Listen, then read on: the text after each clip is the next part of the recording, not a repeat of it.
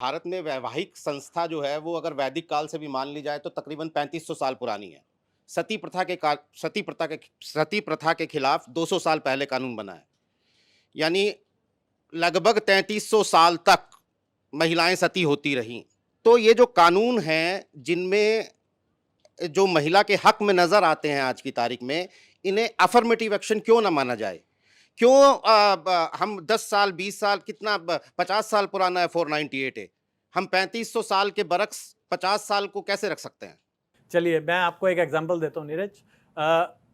हरियाणा में एक महिला को महिला सशक्तिकरण सम्मान दिया गया। उसे महिला सशक्तिकरण सम्मान क्यों मिला? क्योंकि उसने 22 या 26 रेप एक्यूज गिरफ्तार करवाए। ठीक है, बहुत अच्छी बात है, ऐसी महिला को ऐसा सम्मान मिलना ही चाहिए।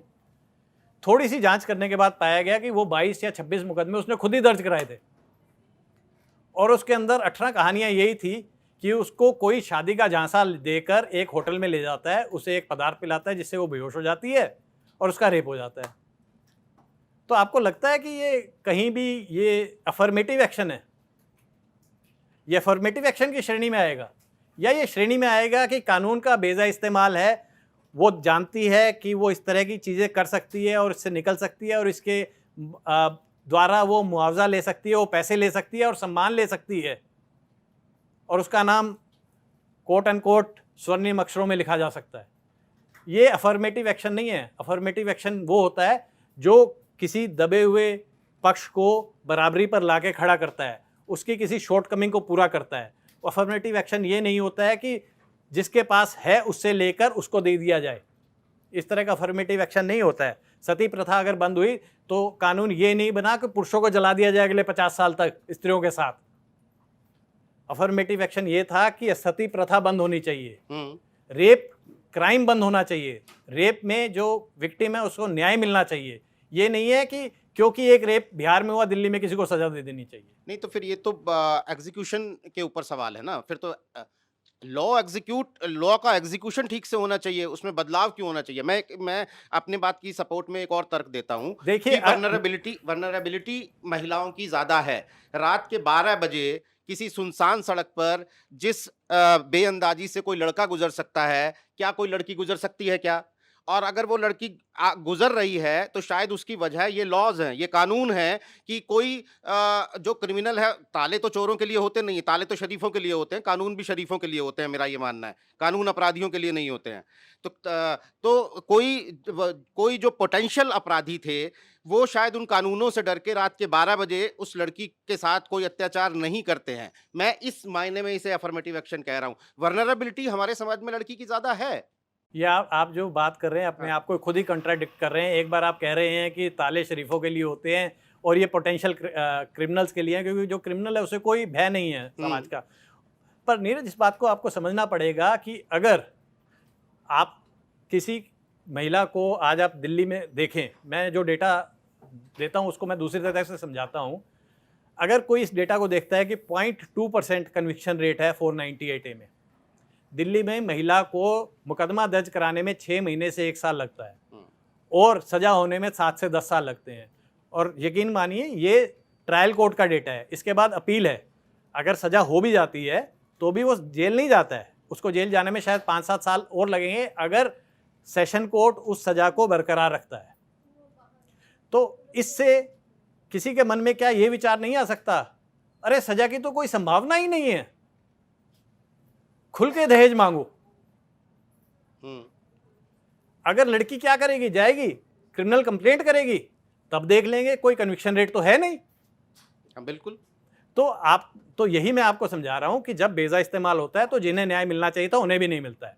ये मैं बार बार ये कह रहा हूं कि ये पुरुष वर्सेस स्त्री की फाइट नहीं है, जस्टिस की फाइट है। अगर झूठे मुकदमों को हटा दिया जाए, जो 22 कोर्ट्स बैठी हैं जो सिर्फ 23 को सजा दे पाई हैं, अगर ये झूठे मुकदमों पे कार्रवाई करने लगे तो शायद टोटल मुकदमे कम हो जाएंगे। जो ये एक एक्सटॉर्शन का जरिया बन गया है वो बंद हो जाएगा। जो स्त्रियां वाकई पीड़ित हैं उन्हें न्याय मिल जाएगा, उन्हें दर दर ठोकरें नहीं खानी पड़ेंगी। अगर एक स्त्री को मुकदमा दर्ज कराने में 498 का दहेज का मुकदमा दर्ज कराने में 6 महीने से 1 साल लगता है, तो ये ज़्यादा बड़ा सवाल है हमारे न्याय तंत्र पर। अगर मैं आपके नज़रिए से बात करूं तो। पर ऐसा नहीं है, सिर्फ ऐसा ही नहीं है, इसमें हमें यह भी देखना होगा कि एक्सटॉर्शन सिर्फ एक ही पक्ष का हो रहा है। 9950 9,950 केसेस, 23 कन्विक्शंस क्यों बना रखा है? अरे उन 23 लड़कियों को भी ज्यादा कंपनसेशन दे देते, इतने इतने सबको सजा, आप तनख्वाहें दे रहे हो, वो तनख्वाहें हटा के इन 23 लड़कियों को दे देते यार। इसमें एक पक्ष ये भी है कि डाटा जो है वो दर्ज मामलों का है। मतलब एनसीआरबी का डाटा देखें तो 4.5 लाख मामले दर्ज हुए महिलाओं के खिलाफ। चलिए उसमें कन्विक्शन रेट बहुत ही कम है। लेकिन सामाजिक तौर पे तो हम ये भी जानते हैं और मानते हैं कि सैकड़ों मामले, हज़ारों मामले, शायद 90% मामले दर्ज ही नहीं होते हैं घरेलू, खास तौर पे डोमेस्टिक वायलेंस जैसे मामलों में। देखिए, अगर इतनी जागरूकता के बाद भी आप ये कह रहे हैं कि 90% मसले दर्ज नहीं होते हैं, तो ये सोसाइटी पे सवाल ज़्यादा है, लॉ पे कम है।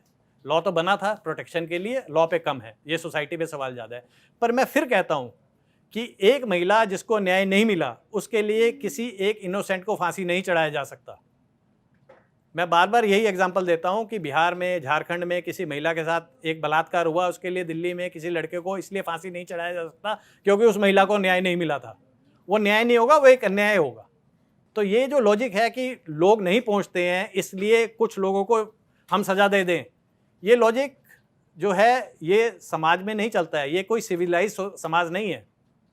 फिर तो क्या वो लोग भी सही हैं जो कहते हैं जी सदियों से हमारे साथ ये होता रहा, 1900 में ये हुआ, 1800 में ये हुआ, 1700 में ये हुआ, आज उसका बदला ले रहे हैं, तो क्या वो जस्टिफाइड हो जाएंगे?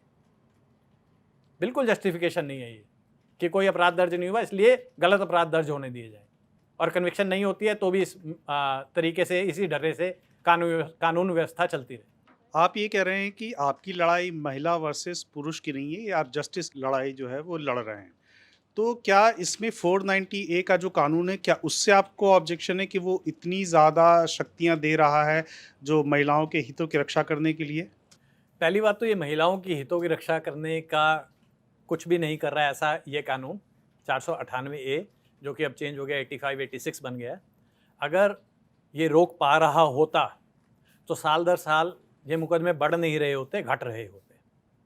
अगर आप ये कह रहे हैं कि रिपोर्टिंग बढ़ रही है तो वो भी गलत है, क्योंकि कहीं ना कहीं जब से इस मुकदमे के अंदर 498 सेक्शन के अंदर सुप्रीम कोर्ट की जजमेंट के बाद ये डी फैक्टो बेलेबल बन गया, तो सिर्फ 498 का मुकदमा नहीं आता है, उसके अंदर अब 354 जो इसको कि आप मोलेस्टेशन कहते हैं, अटेम्प्ट टू रेप, और कहीं कहीं रेप का मुकदमा भी आता है, कहीं कहीं अननेचुरल सेक्स का मुकदमा भी आता है।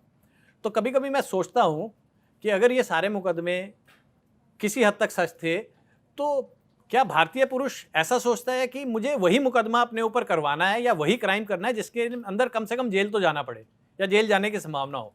जब तक 2014 में ये डिफेक्टो बेलेबल नहीं हुआ था तब तक भारत का पुरुष और उसका परिवार सिर्फ दहेज मांगता था स्त्री से, और कुछ नहीं, सिर्फ दहेज मांगता था। कोई गाड़ी मांगता था, कोई कैश मांगता था, कोई बंगला मांगता था।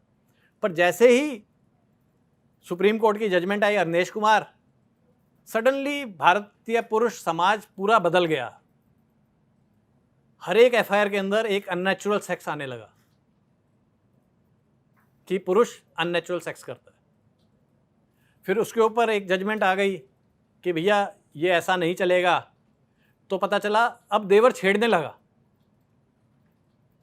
ससुर छेड़ने लगा, ससुर अटेम्प्ट टू रेप करने लगा। तो आपको नहीं लगता है कि ये स्वाभाविक नहीं है कि अचानक से जो सिर्फ पहले 498 के मसले आते थे, आज की तारीख में वही मसले बदल के 498, 354, 376, 376, 511 के आने लगे? मुझे तो ये कतई स्वाभाविक नहीं लगता कि ये प्रोग्रेशन है। इससे ये साबित होता है कि सारे के सारे मुकदमे बनाए जाते हैं, कुछ ऐसे सेक्शंस ऐड किए जाते हैं जिसके अंदर नॉन बेलेबल रहे, जिसमें पुरुष को बेल लेनी पड़े, जिसमें उसके ऊपर दबाव बने कि वो सेटलमेंट पे आए। और अगर कानून सेटलमेंट के लिए बना है, then negotiating table should be put in each and every court and police station, जहाँ पे बैठ के नेगोशिएशन कराया जाए। और यकीन मानिए जितनी मैंने डेटा इकट्ठा किया था, 50% मसले वो हैं जो किसी ना किसी स्टेज पे सेटल हुए, और अधिकतर मसले तब सेटल हुए जब लड़की को गवाही देने आना था। जब लड़की को गवाही देने आना पड़ता है, मसला सेटल हो जाता है। तब कम में सेटल हो जाता है। तो बेसिकली ये लड़ाई जो है वो बन गई किसमें ज़्यादा पेशेंस है। पुलिस स्टेशन पे नेगोशिएशन होती है, मेडिएशन सेंटर में भी नेगोशिएशन होती है, इवन बार बार कोर्ट एक बार नहीं भेजती है। जब लड़का लड़की खड़े होकर कहते हैं जी हम सेटल करना चाहते हैं, मेडिएशन सेंटर चाहिए, बैठ के सेटल कर लीजिए। तो ये इतना स्वाभाविक नहीं है जो प्रोग्रेशन आपने बताया कि ये सिर्फ उस औरतों को बचाने के लिए नहीं था। Now this has become a extortion tool and high time we should wake up to this reality और उसका समाधान करने की बात करें। कोर्टें भरी पड़ी हैं, कुछ नहीं हो रहा है, वो डेट पे डेट दिए जा रहे हैं। तो जो जेन्युइन विक्टिम्स हैं उन्हीं कोर्टों के अंदर मेंटेनेंस के मुकदमे भी चलते हैं, उन्हें भी न्याय नहीं मिलता है, उनके मेंटेनेंस मिलने में भी 2-2 साल लगते हैं लड़कियों को। ऐसा नहीं है, इतना सहज नहीं है।